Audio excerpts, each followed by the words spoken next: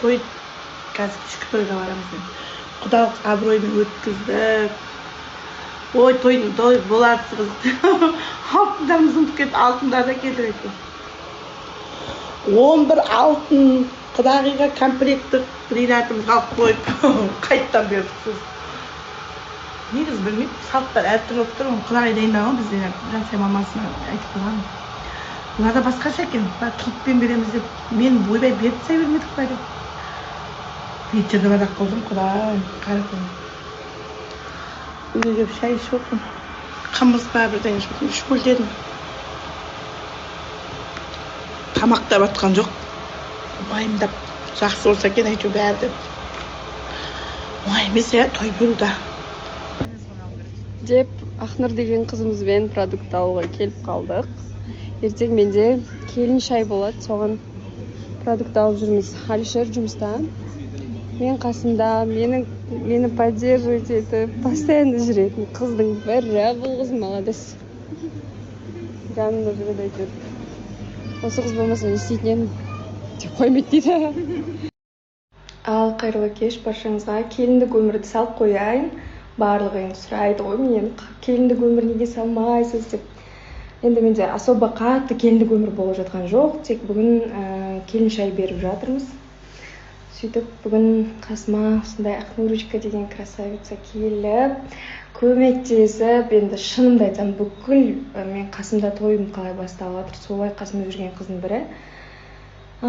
Аружан деген қыз бар еще, ол қызға да рахмет деп Ахмет қыз алып кетемін. Қазір біз мант істеп жатырмыз. Қазір дайын болғанда көрсетем. Тілім шайналып тұршы, бүгін енді білмеймін екен. Уайымдап тұрмын ба, сондай бірдеңке болып тұрмын.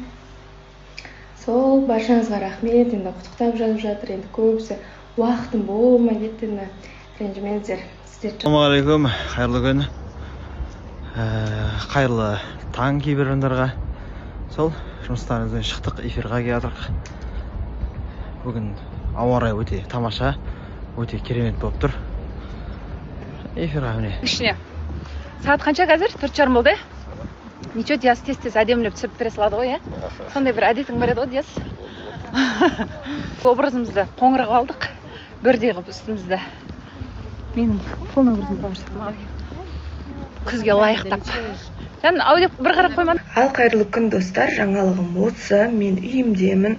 Сіз шүкір, жағдайым жақсы болды. Маған жазған, қолдау білдірген, жаңағы тілектерін айтқан өздерінің барша адамға көп рахмет айтамын. Одан бөлек негізі 5 күн жату керек болдым.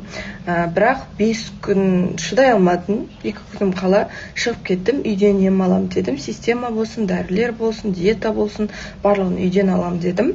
Сонымен үйге келдім. Жағдайым Аллаға шүкір тәуірленіп қалды. Байқап жүріңіздер, абайлаңыздар. Көп адамда бұндай жағдай қазір кездесіп жатыр екен. Не жесеңіздер де, немен қоректенсеңіздер де абайлаңыздар. Ал енді менде строгая диета болады бірнеше күн емес 2 апта.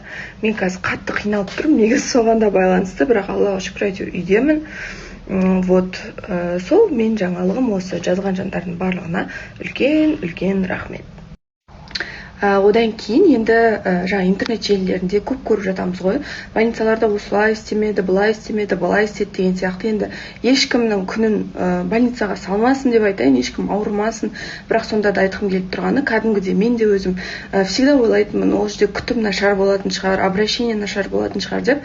Бірақ барлығы жақсы болды. Енді кәдімгідей мен бүйтіп аяғымнан тұра алмай тұрған почти состояниеде мен аяғыма тұрғызып жіберген үшін үлкен рахмет айтамын. Біздің елде медицина дамыса, әрине біздің тұрғындар өте қатты қуанады. Сондықтан маған өзімнің врачым болсын, басқа медсестралар болсын, кәдімгідей күшті қарады.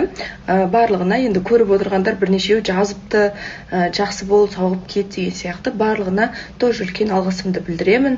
Кәдімгідей қуанып тұрмын бір жағынан, бірақ бір жағынан кәдімгідей күтім керек, енді диетаны сақтау керек болады, көп жерге бармау керек болады деген сияқты. Сол Кеш, менің көңіл күйім күшті болып тұр, себебі мен бірінші рет осындай әдемі гүл алып тұрмын. Түсі ерекше, прям есі де күшті. Және ерекше адамнан алдым. сол үшін көңіл күйім күшті. Бізде эфир бітті. Ары қарай кетіп бара